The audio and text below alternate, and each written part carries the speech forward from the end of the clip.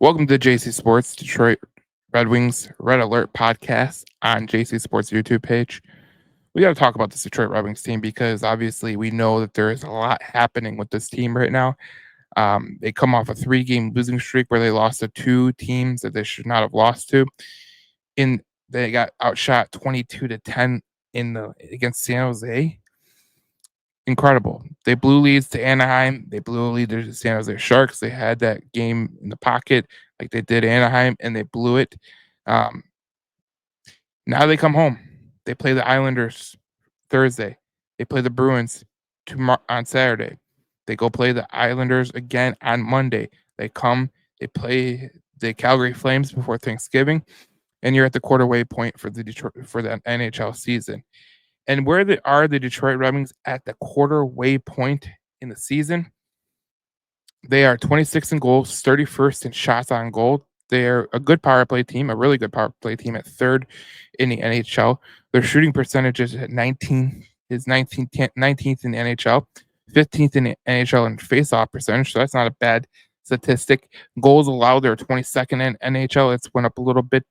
29th in shots on goal allowed. Their penalty kill is the worst in the league, and they take the most amount of penalties, the least amount of penalty minutes, fourth in the league. And then you look at some of the players that are really, you know, where would you be without Dylan Larkin scoring 11 goals and having 4 assists? Where would you be without Andrew Copp's 5 goals? If you think about it like that, it's pretty sad. Where would you be without? Oh wait, Patrick Kane, 3 goals. Tarasenko, 2 goals. Lucas Raymond, 2 goals. Marco Casper, who's turned it on as of late, 2 goals. Berggren, who cried about not being up last year, 2 goals. Oh, I was told that Gustafsson would be a better solution than Gothisbehere. 0 goals. Here's what we come down to, guys. It's very, very simple.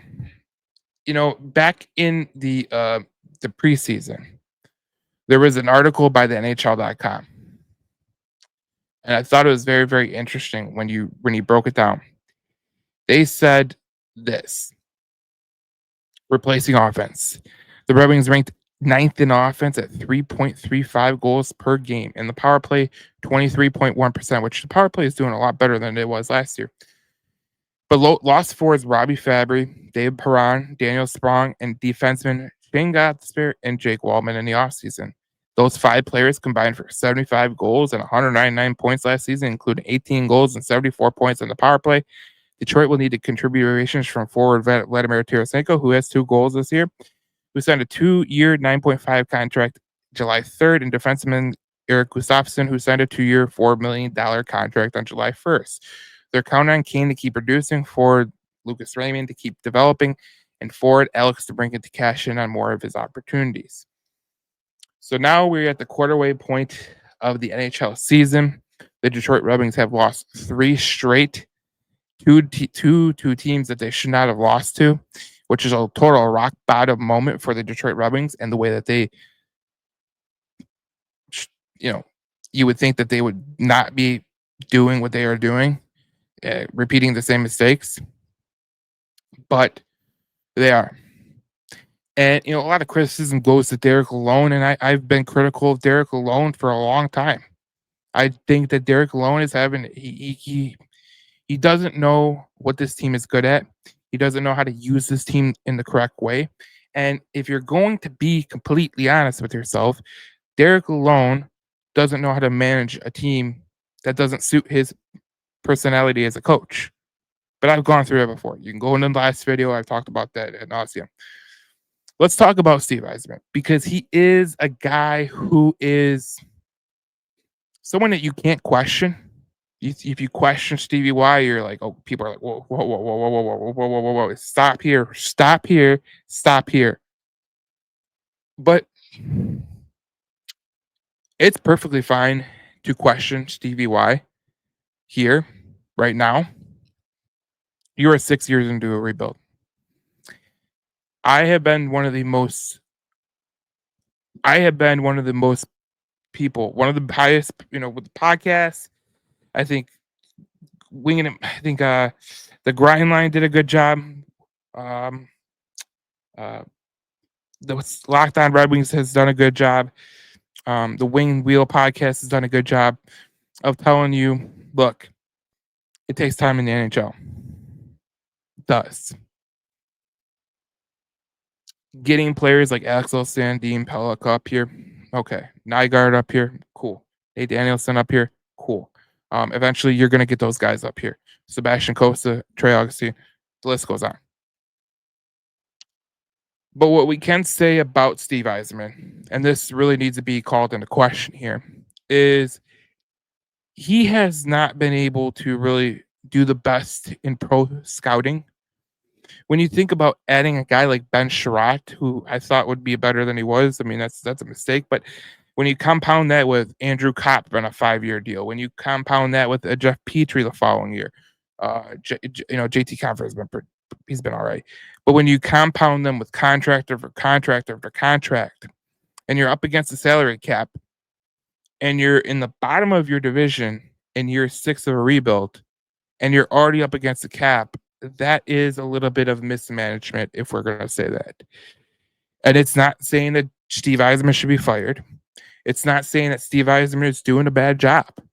But the reality of the situation is you can look at this objectively, or you can look at it in your sunshine and bright rainbows kind of world, and you could say, wow, I think Stevie Y is doing a great job.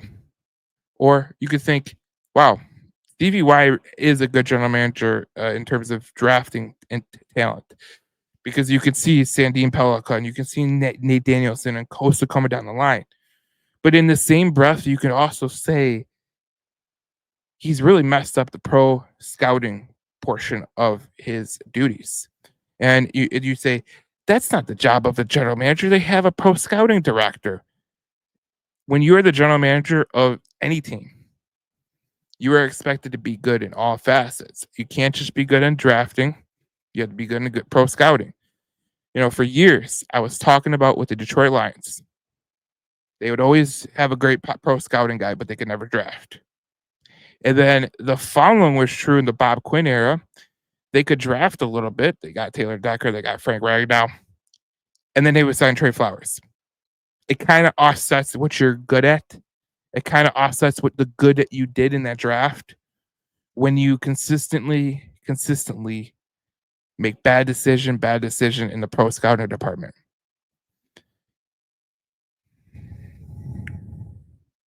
Do I get where they were coming from? Yes. And this is what I told people when we were talking about signing free agents, making bold moves. Sometimes when you make these moves, they don't work out. We're all clear on that. But as a general manager, you are judged on the moves that you make and the wins that it develops. You are not judged on anything else, unless you're Mel Tucker of the Michigan State Spartans football program. I digress, though. But when you talk about Stevie Y, it's perfectly fine to be critical of his pro scouting and his free agent signings, his trades. Obviously, the good is a little bit outweighing the bad. You got the Brinkett. You got the spare for a year, who was a really good signing. Goalie wise, Cam Talbot, Alex Lyon, pretty good. But for the most part, this offseason, in terms of trading Jake Walman for nothing, which Jake Walman's getting set in San Jose, so something's clearly an issue there. But you really didn't replace the offense that you lost. And the offense that you lost and that you can get out of Gustafsson instead of Gothisbehere, not panning out. You didn't really think that Tarasenko was going to have 2 goals at this point in the year, did you? Maybe it's a come to Jesus moment for Stevie Y. And I say this with all sincerity, maybe this is the best thing to happen to Stevie Y. Because when you look at your coach, he doesn't really possess the abilities to change on the fly. And the team that you put together as a general manager, Stevie Y, they're not a team that could play defense. It's perfectly clear. Jeff Petrie sucks. The guy you signed for 3 years, Justin Hall, he sucks. And Ben Sherratt looks like an absolute albatross of a contract. And you got a bunch of bad contracts on that back end, baby. It's crazy. But when you think about the Detroit Red Wings and what the future could potentially be with Pelika, with Kosa, with Augustine, with Danielson, with Nygaard, with Bulchenikov, Casper getting more time. This has taken a little bit longer than I think we've all have hoped. I think coming in this year, I thought that the Detroit Red Wings should be thinking playoffs. At this point in time, I really don't think they're a playoff team, and I really don't think they're going to make the playoffs at this point. But if you are Stevie Y, maybe this is a self-reflection moment. I don't know what happened to the guy that was in Tampa Bay who made those bold moves, like trading for Brian Bishop when you had, Corey Conacher, who was a guy who he wasn't great by any stretch of the imagination, but you made that move. You made the made the trade for Jonathan Drouin to Montreal, and you got Mikhail Sergachev. Where is that guy? I haven't seen that guy in Detroit. We've seen it with the trade for Wallman. It seemed pretty good at the start, but we need more of it because 6 years in a rebuild, you're not becoming the team that you ultimately hoped, and it's been just a total lackadaisical. And you look at this 5-game stretch that you got coming up with the Islanders twice, Bruins, who just fired their coach. They could be getting on a little bit of heater right here. The Calgary Flames, the New Jersey Devils. There's a lot of opportunity for this to go really, really bad before we get to December. And if you follow the Red Alert podcast, I've told you from Jump Street that November and December are the worst months for Derek Lalonde in his coaching career. And it's standing true as we stand to this day. At this moment in time, at 10:11 on a Tuesday night, which this video will release on a Wednesday at like 11. Pretty crazy, ain't it? I don't think we thought we would be here, but here we are. And look, there's going to be a lot of questions that are going to have to be answered in the next couple of weeks. If this slide keeps going, I don't know how Derek Lalonde keeps his job. And if he does, what does that say about Stevie Y? We shall see. We shall see.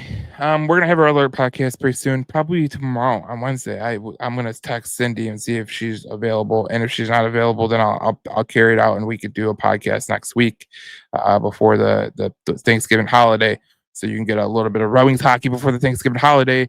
But unfortunately, we don't have a team that can match this podcast and its power. So we'll see you guys in the next podcast. We'll see you in the next video as we talk more Detroit Red Wings hockey here on JC Sports. And we will see you in the next video. Hopefully happier, hopefully more chill. But here we are in destitute.